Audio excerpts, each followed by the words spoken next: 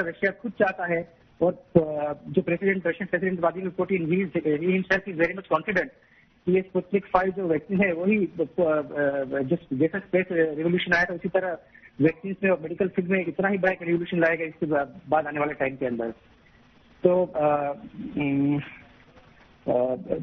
शुरुआत में Indian government शायद कुछ थोड़ा सोच रही थी कि टाई अप करना है कि नहीं करना है, कुछ उनके नेगोशिएशन चल रहे थे, जिसमें दिक्कत ये आ रही थी कि रशियन जो पार्टनर थे, इनका जो इन्वेस्टमेंट फंड है जो वैक्सीन प्रोजेक्ट को पूरा बैकअप करता है फंडिंग फाइनेंशियल टर्म्स में, और इसको जो प्रमोट करा है वर्ल्ड ओवर, तो उनके कुछ टर्म्स थे कि जो क्लिनिकल डेटा है रशिया में जो क्लिनिकल ट्रायल्स हुए हैं, तो इनकी डिमांड थी रशियन साइड से कि इसमें से कुछ डेटा को कंसिडर किया जाए, ताकि अगर इंडिया में इनको लॉन्च करना है तो वो टाइम सेविंग किया जा सकता है।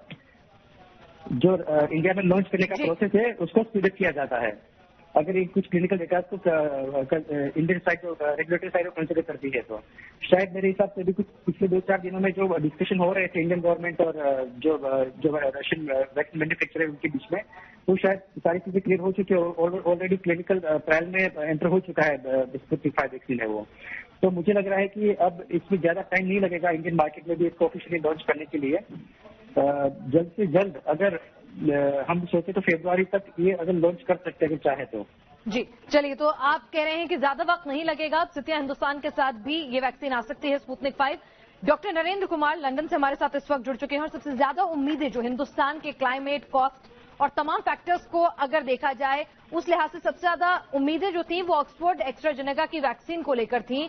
डॉक्टर नरेंद्र कुमार, एक तो अपडेट चाहेंगे कि ये वैक्सीन कब तक बाजार में आ सकती है और कब तक हिंदुस्तान में आएगी और कितनी मुफीद रहेगी हिंदुस्तान के लिहाज से? बहुत बहुत नमस्कार और धन्यवाद न्यूज नेशन के दर्शकों को मुझसे जुड़ने के लिए। आपने ये बहुत जरूरी सवाल आपने पूछा और ये बोला जैसे कि हमारे पास अभी भी हम लोगों को एक चीज जानना चाहिए, मोर देन 110 प्रोडक्ट्स, 110 दवाइयां वैक्सीन मिला के अगर हम लोग जो कि अभी कोशिश किए जा रहे हैं पेशेंट्स को बेनिफिट पहुंचाने के लिए, सबसे बड़ा सवाल उठता है जब अगर हम पेशेंट के लिए इस्तेमाल करते हैं तो क्या ये यूजफुल रहेंगे या नहीं। What about their side effects parameters as well, क्या इनको अच्छे से टेस्टिंग किया गया है कि नहीं। तो अभी तक हमारे पास 4 ऑप्शन हैं।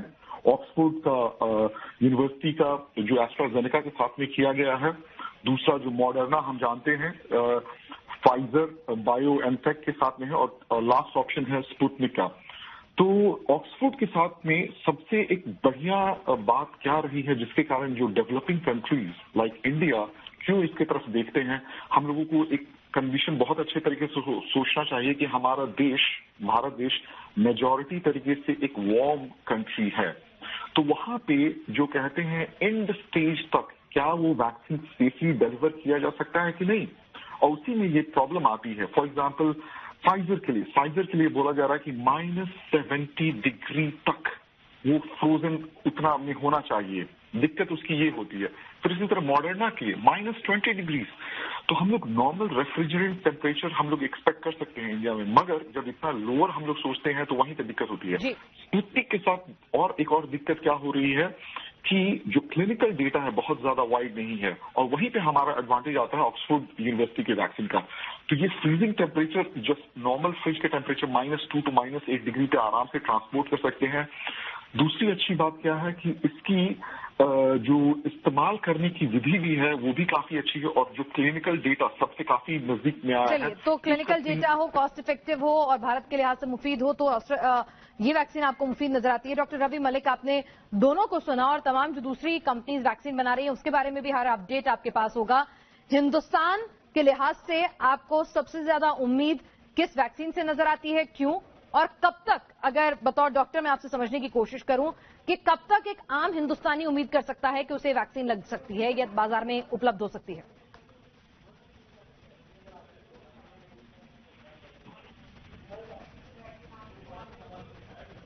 हिंदुस्तान जो है जल्दी से जल्दी एक्सपेक्ट कर सकते हैं इनसे वैक्सीन लेने की।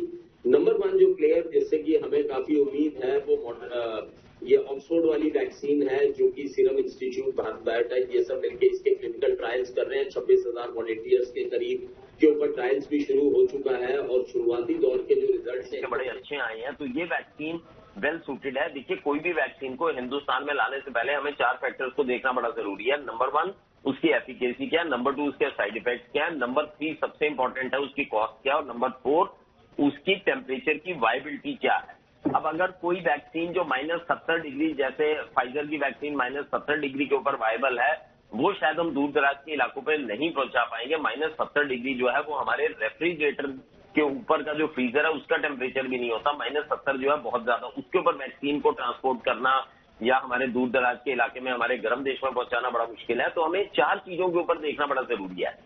तो इन चारों चीजों को जो मैच करती हुई चीज है वो ऑक्सफोर्ड वाली वैक्सीन है, जो कि मेरे ख्याल से कॉस्ट इफेक्टिव भी रहेगी, उसकी टेम्परेचर वायबिलिटी भी ठीक रहेगी और वो इफेक्टिव भी है, और साथ में साइड इफेक्ट अभी पता चल जाएंगे जब 26,000 वॉलंटियर्स के ऊपर टेस्ट होगा। सेकंड वैक्सीन जो लाइन में है वो फाइजर है, मॉडरेना है। मॉडरेना और फाइजर में भी मैं आपको डिफरेंस बता दूं, मॉडरेना फाइजर से थोड़ी पीछे चल रही है, क्योंकि मॉडरेना में 2 डोजेज 6 हफ्ते के अपार्ट दी जाती है और फाइजर में 3 हफ्ते के अपार्ट दी जाती है। तो शायद इनकी स्टडी थोड़ी सी पीछे चल रही है, लेकिन फाइजर सेकेंड ऑप्शन है, लेकिन फाइजर में यही टेम्परेचर की दिक्कत आएगी। तीसरी जो ऑप्शन हमारे पास में है वो स्पुतनिक वैक्सीन है, जो रशियन वैक्सीन है, जिसके की ट्रायल्स इंडिया में शुरू होने हैं, और वो भी जो वैक्सीन है एक अच्छा विकल्प है, जिसकी कॉस्ट भी शायद ठीक रहेगी और उसका टेम्परेचर भी 2 to 8 डिग्री सेंटीग्रेड का बता रहे हैं कि जिसमें कि उसको स्टोर और ये कर सकते हैं। मुद्दा ये है कि जो भी वैक्सीन आएगी उसको मास प्रोडक्शन में 1300 मिलियन लोगों को वैक्सीनेट करना बहुत बहुत मुश्किल काम है। तो उसके लिए डिस्ट्रीब्यूशन बड़ी जबरदस्त होनी चाहिए, कोल्ड चेन हमारी बिल्कुल परफेक्ट होनी चाहिए, इन लाइन होनी चाहिए, और ताकि हम इन सबको दे सकें। तो अगर 2 करोड़ 4 करोड़ हमें कहीं से वैक्सीन मिलती नहीं है तो हमारे 130 करोड़ के देश के लिए कम पड़ेंगी। इसलिए हमारे को मल्टीपल हो सकता है, हमें स्पुतनिक से भी लेनी पड़े, फाइजर से भी लेनी पड़े, और जी हो सकता है कि हम अलग अलग कंपनी से वैक्सीन लें, क्योंकि हमारी जरूरतें ज्यादा हैं और सबसे ज्यादा है कि कितना जल्दी हम वैक्सीन प्रोवाइड करा सकेंगे एक बार फाइनलाइज करने के बाद। आप सभी हमारे साथ जुड़े और वैक्सीन को लेकर जो तमाम सवाल थे लोगों के जहन में उसका जवाब दिया, जानकारी दी, आपका बहुत बहुत शुक्रिया। और उम्मीद यही है कि जल्द से जल्द वैक्सीन आए और कोरोना अब इस दुनिया को अलविदा कह जाए, क्योंकि इसने वैसे ही अर्थव्यवस्था से लेकर इंसानियत का बहुत नुकसान कर दिया।